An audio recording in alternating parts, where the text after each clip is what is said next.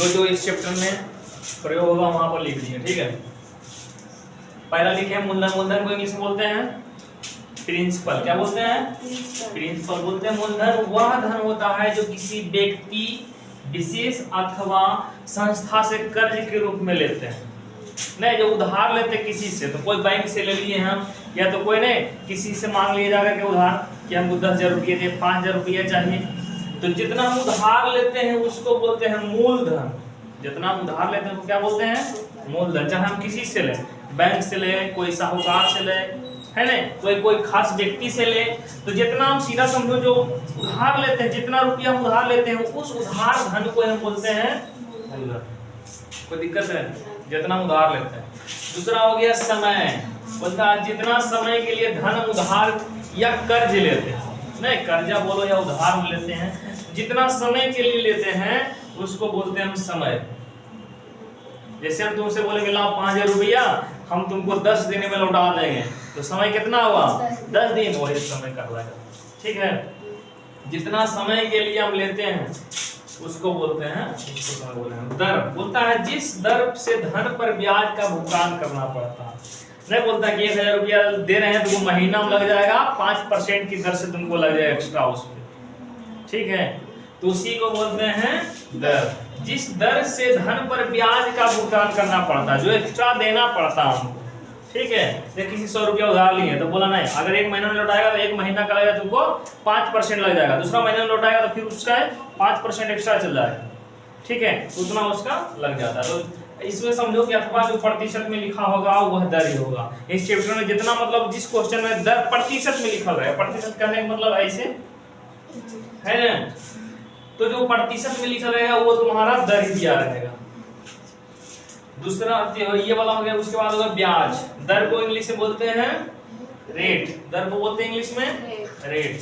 अब हो गया ब्याज, जिसको बोलते हैं इंग्लिश में इंटरेस्ट, ठीक है। बोलता मूलधन के अतिरिक्त जो राशि साहूकार या संस्था को देनी पड़ती है। जैसे हम उधार लेते हैं, कुछ रुपया उधार किसी व्यक्ति से ले लिए, 100 रुपया 200 रुपया ले लिए उधार, तो उधार ले तो उसको थोड़ी उधार इसलिए देगा क्यों? बोलता है कि तुमको 10 रुपया एक्स्ट्रा लगेगा, 50 रुपया एक्स्ट्रा देना पड़ेगा। अभी 200 रुपया दे रहे हैं तुमको, तो अगला महीना तुमको 250 रुपया देना पड़ेगा। तो कितना एक्स्ट्रा हमको देना पड़ रहा है? तो वही एक्स्ट्रा जो देना पड़ता है मूलधन के अतिरिक्त, उसको बोलते हैं ब्याज, ठीक है। जो मूलधन के अतिरिक्त हमको देना पड़ेगा, जिससे उधार लेंगे, उसको बोलेंगे ब्याज। कोई दिक्कत है? अब हो गया लास्ट के मिश्र धन, बोलते हैं उसको इंग्लिश में अमाउंट। मिश्र धन को इंग्लिश में अमाउंट। मिश्र धन को इंग्लिश में अमाउंट। बोलता मूलधन तथा ब्याज की योग को मिश्र धन कहते हैं। मिश्र धन मतलब सबको मिलाकर, मिश्र धन मतलब सबको मिलाकर। जैसे मूलधन क्या हो गया? जितना हम किसी से उधार ले, है ना, वो मूलधन हो गया। मान लो कि हम 100 रुपया उधार किसी से लिए, कितना उधार लिए? 100 रुपया उधार हम किसी से ले लिए, आई शर्त पर लिए कि अगला महीना हम तुमको 50 रुपया एक्स्ट्रा देंगे। कितना देंगे? ये तो मेरा मूलधन हो गया। ये क्या हो गया? एक्स्ट्रा वाला क्या बोलते हैं? जो एक्स्ट्रा देना पड़ता हमको, क्या बोलते हैं उसको? ब्याज। तो ये मेरा ब्याज हो गया। तो मूलधन को और ब्याज को जब जोड़ देंगे तो मिश्र धन कहलाएगा, ठीक है। जितना हम लिए थे उधार और जितना हमको एक्स्ट्रा देना पड़ रहा है, दोनों को जब मिला देंगे तो क्या कहलाएगा? मिश्र धन। तो दिक्कत है?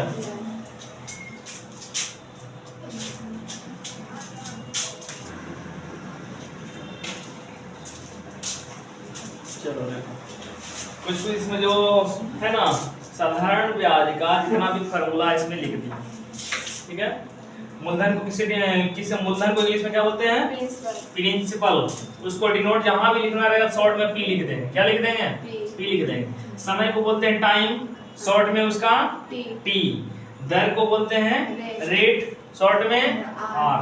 ब्याज को बोलते हैं इंटरेस्ट, शॉर्ट में आई। मिश्र धन को बोलते हैं अमाउंट, शॉर्ट में ए।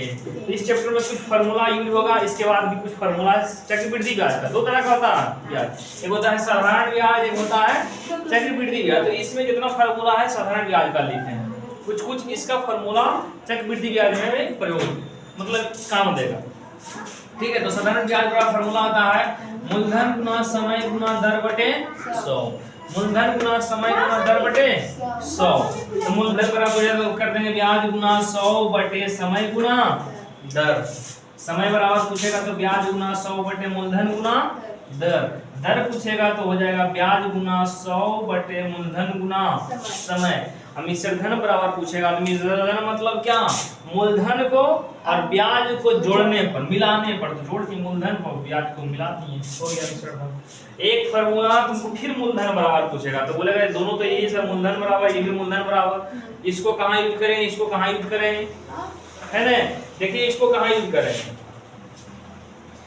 जब तुमको ब्याज नहीं दिया रहेगा, अब मिश्र धन दिया रहेगा तो इसको हम फार्मूला लगाते हैं। इसमें ब्याज रहेगा तो ये लगा देंगे, ब्याज तो है ना। अगर ब्याज नहीं रहेगा, ब्याज दिया मिश्र धन दे देगा तो इस फार्मूला लगा दें, मिश्र धन गुना 100 बटे 100 गुना दर गुना समय। मतलब दर भी दिया रहेगा, समय भी दिया रहेगा, लेकिन ब्याज तुमको नहीं दिया रहेगा तो ये फार्मूला लगाएंगे। अगर ब्याज दिया रहेगा तो ये लगा दें, ठीक है। किसका, साधारण ब्याज का। साधारण ब्याज का होता है मूलधन गुना समय गुना दर बटा 100। इस किताब में तुम्हारा थोड़ा इंग्लिश में करके दिया, तो इंग्लिश में भी लिख लेते हैं हम बारी बारी, ठीक है। अब इंग्लिश में लिखेंगे, चुप रहो। अब इंग्लिश में लिखेंगे मूलधन को इंग्लिश में क्या बोलते हैं, मूलधन को इंग्लिश में प्रिंसिपल बोलते हैं। चक्रवृद्धि ब्याज को इंग्लिश में बोलते हैं सीआई, कंपाउंड इंटरेस्ट। नहीं, चक्रवृद्धि ब्याज को बोलते हैं सीआई, कंपाउंड इंटरेस्ट। इसको लिख देंगे सीआई बराबर फार्मूला होता है मूलधन गुना, तो मूलधन को लिखते हैं प्रिंसिपल मतलब पी गुना 1 प्लस, दर को बोलते हैं इंग्लिश में रेट, उसको डिनोट करते हैं आर से, ठीक है। बटे 100 है तो 100 लिख देंगे, माइनस है तो माइनस, और ऊपर में समय ने, समय को लिखेंगे टी लिखो चाहे एन लिखो। तुम्हारा बुक में एन दिया है तो टी मतलब टाइम, या तो एन भी लिख सकते हैं समय के जवाब, ठीक है। अब यहाँ मूलधन घटाना है तो मूलधन को पी, तो यही एक फार्मूला होता है सीआई बराबर, सीआई मतलब कंपाउंड इंटरेस्ट बराबर फार्मूला आता है पी इंटू 1 प्लस आर बटे 100 पर पावर टी माइनस पी। इसका होता है इंग्लिश में सिंपल, साधारण ब्याज बोलते हैं सिंपल इंटरेस्ट, एस आई बराबर। इसको बोलेंगे मूलधन को बोलते हैं पी, समय को बोलते हैं टी, और दर को बोलते हैं आर बटे 100, पी गुना टी गुना आर बटे 100।